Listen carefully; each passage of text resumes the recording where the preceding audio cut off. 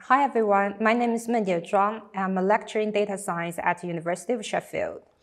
And hi, I'm Stephen Gray. I'm a professor for spatial computation at University College London.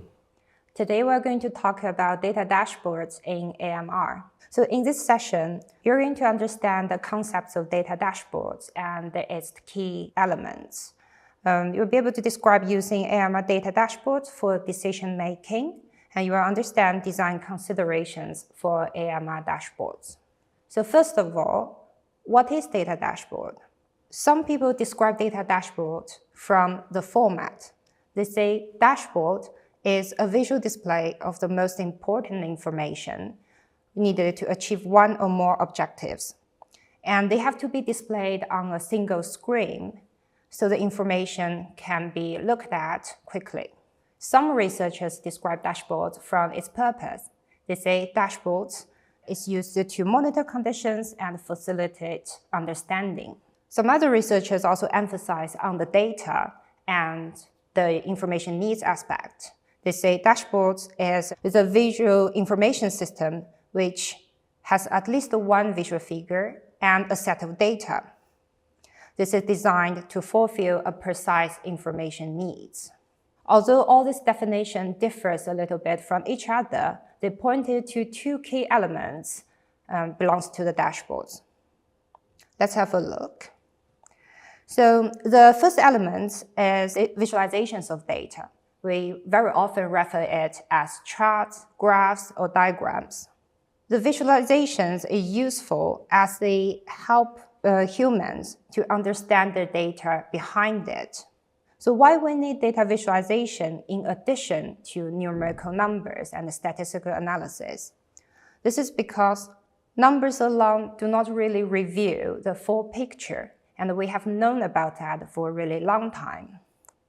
For example, in this example, Frank Anscombe in 1973 has already thought about this issue and provided a lovely example. So he used the four data sets of X and Y. Each data set has exactly the same mean of X and variance of X, and almost a similar mean of Y and variance of Y, similar correlation and such. So if you look at these statistics, the four data sets are quite similar with each other. However, when we plot the data set on a graph, the relationships between X and Y are very different. The first plot on the top left presents a simple linear relationship. While looking at the second graph on the top right, while a relationship exists between X and Y, it does not look like linear anymore. The third graph on the bottom left, the model relationship is linear, but is completely offset by an outlier.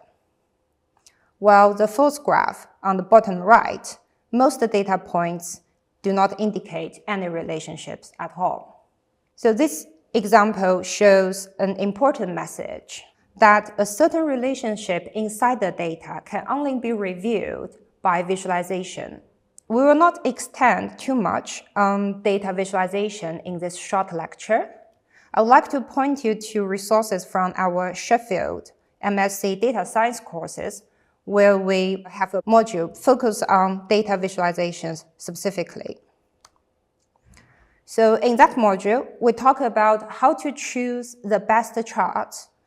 We break down the pros and cons of plotting different types of data, such as categorical data, numerical data, geographic data.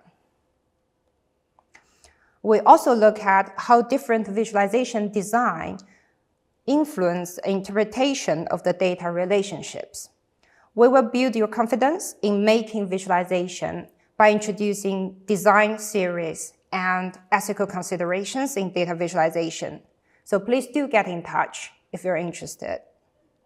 Moving on to the second element of dashboard, it is the context.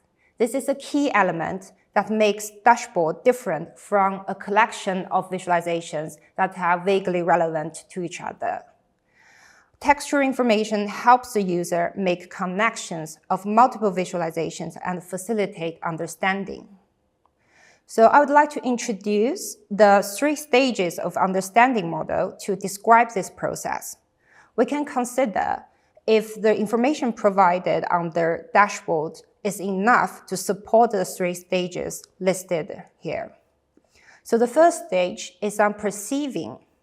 There enough information for the user to understand what does the dashboard show. Where is the big, medium, and small numbers? How do things compare with each other? And what relationship exists? The second stage is on interpreting. So what does those trends mean? And what's good and bad? Is it meaningful or insignificant? Are these trends unusual or expected? Are there enough contextual information enable user to understand all of this?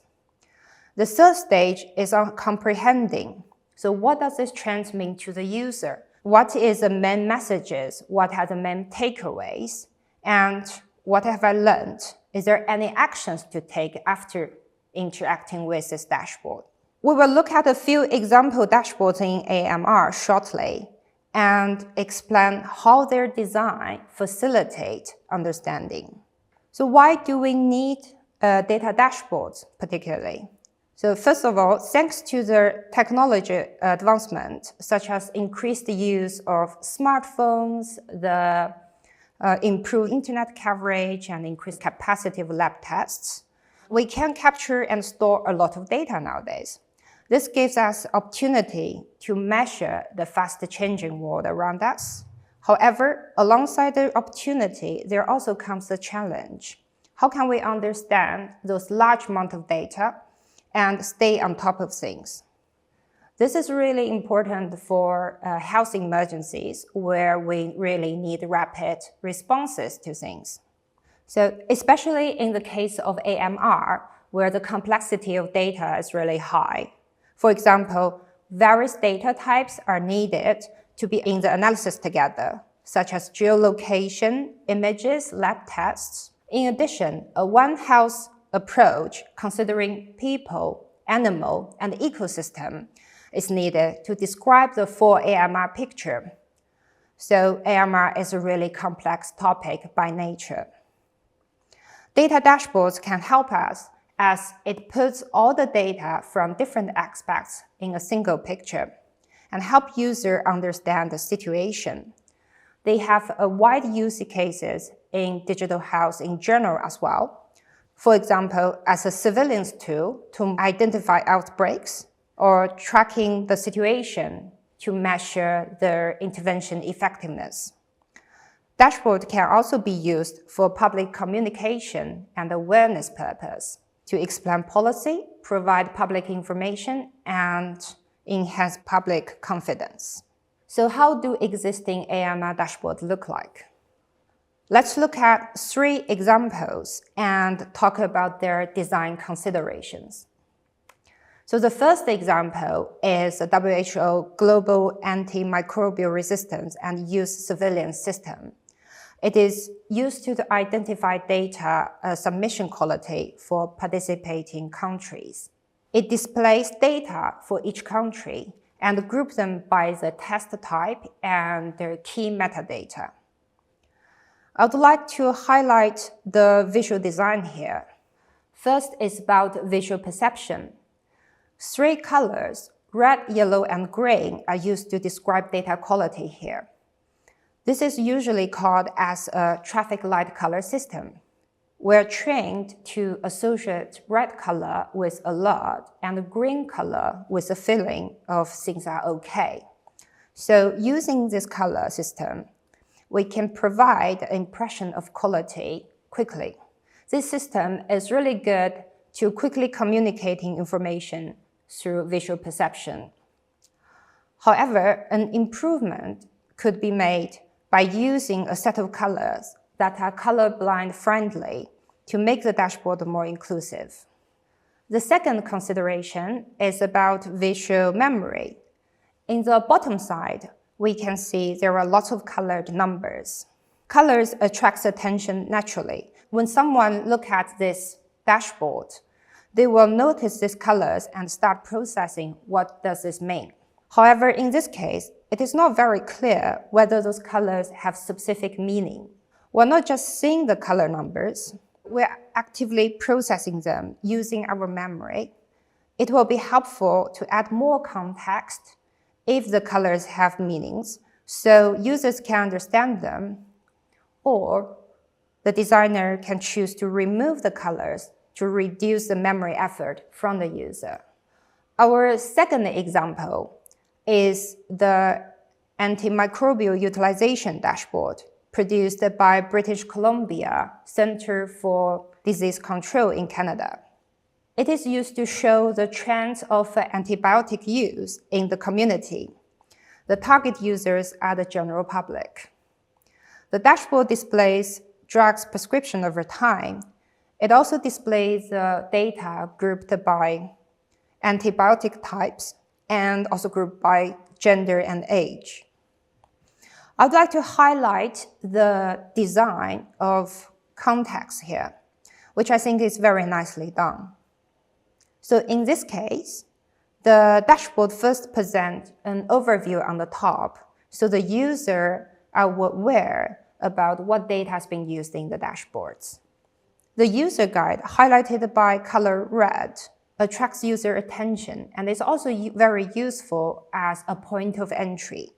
So in this case, is to play with the filter functions below. By using this point of entry, the user has something to interact with immediately without feeling overwhelmed by deciding what to do while looking at the dashboard. Another very nice thing about the context here is that it presents highlights directly. Given that AMR is a complicated topic and the targeted users are general public, having insights ready to read will help the user to obtain the trends quickly without spending too much time and effort in reading into the data.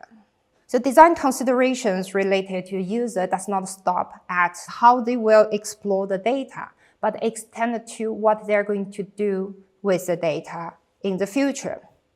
Here we have our final example, a data repository for point prevalence surveys on AMR in animals.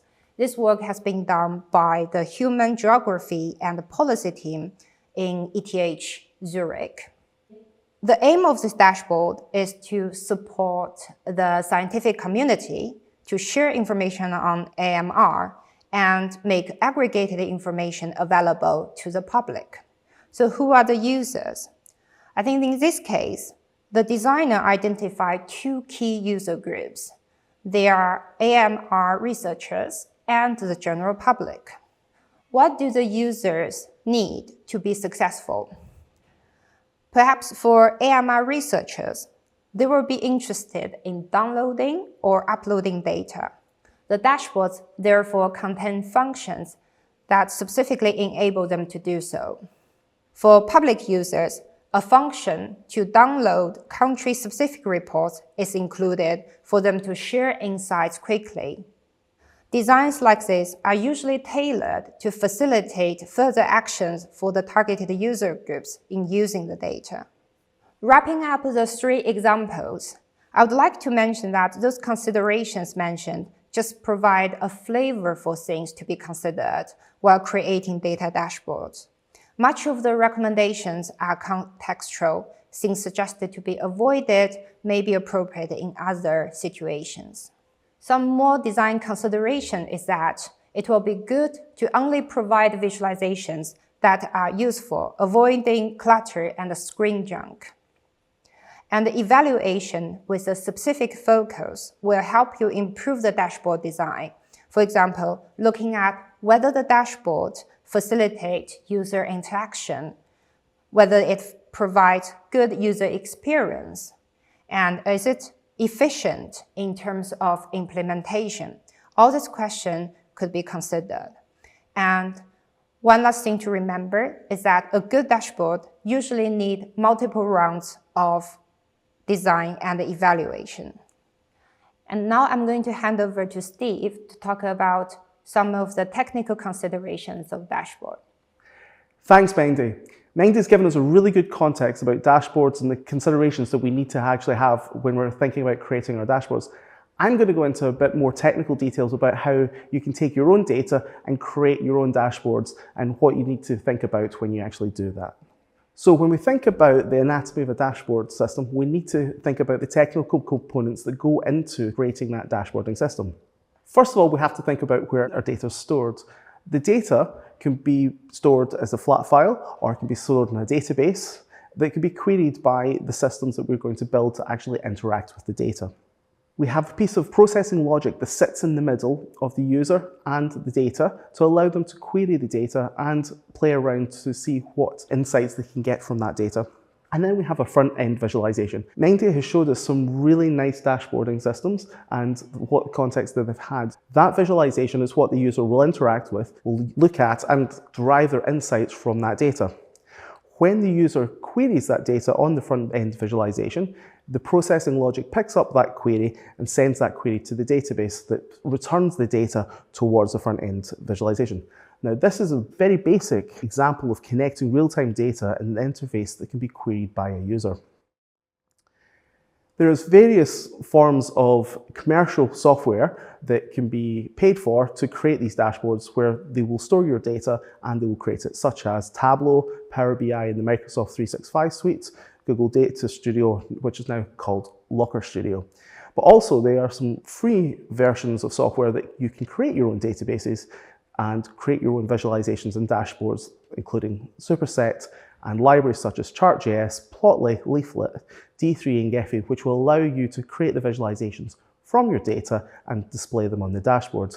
The commercial paid-for packages are somewhat easier to use and a bit more user-friendly to allow novice users to take their data and create a dashboard from it, whereas the open source and the freemium versions of the software take some more technical knowledge and some experience to actually set up and get the data in the format to display in that dashboard. In fact, previously Mengdie created a dashboard for a previous project using Apache Superset, which allowed her to take the data from the COVID red data and display it to users in such a friendly way that they could understand. Apache Superset also includes tooling to allow you to create these visualizations and also bring in various visualizations from the libraries that I previously showed you. If you want to explore further how to create some of the visualizations we've talked about, there's some great libraries in pythongraphgallery.com which show you example code of how to take your data and turn it into various different visualizations that you can see behind me at the moment. Each example of the visualization has a worked example for each graph, so you can pick up the code and your data and create your own visualizations to put in your own dashboards. If you want some more further reading, here are some papers that will explore the context of dashboards from some of the issues that Mengdie has raised. And as part of the hub, we're offering some courses that allow you to take your own data and visualize that data in various dashboards. We have a course in data visualization that Mengdie offers at the University of Sheffield, whereas in UCL, we offer a course in web architecture, data science for spatial systems, and building spatial applications and big data, which allow you to take your own data and visualize that data into nice dashboards, and you can learn more about that within the hub. Thank you very much.